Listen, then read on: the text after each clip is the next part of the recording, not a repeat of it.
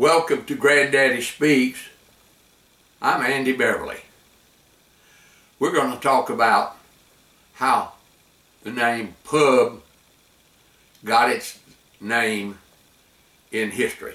Long ago, in the 1600s,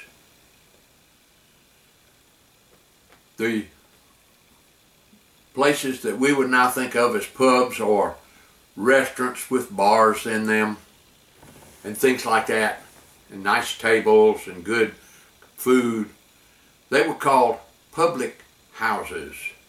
And they were often named about famous people. All across England, they had public houses.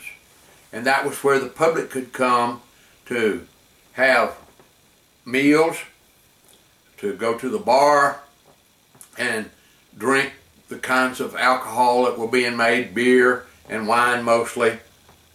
A few pubs had things that had been distilled in some kind or other of primitive whiskey, but the truth is mostly people drank beer and wine, or something that is made out of wine called brandy. And so that's what they mostly drank in these pubs.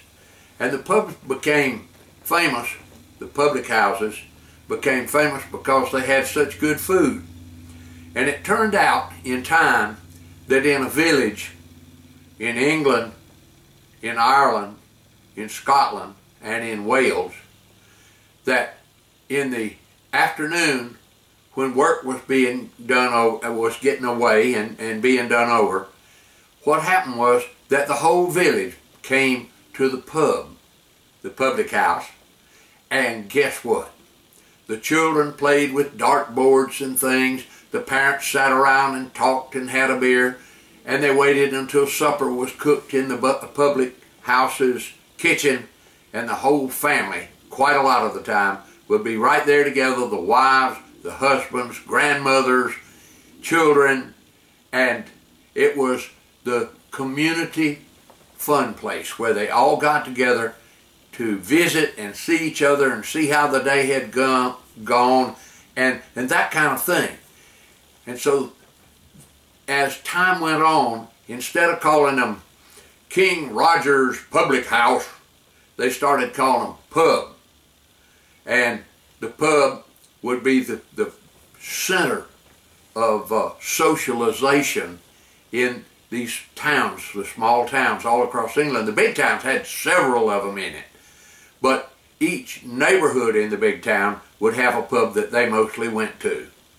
And even today, you will find, if you go to England, Ireland, Scotland, or Wales, that in the afternoon late, the house will start filling up, and the people will all know each other, and they'll be finding, how did you do today? It's so good to see you.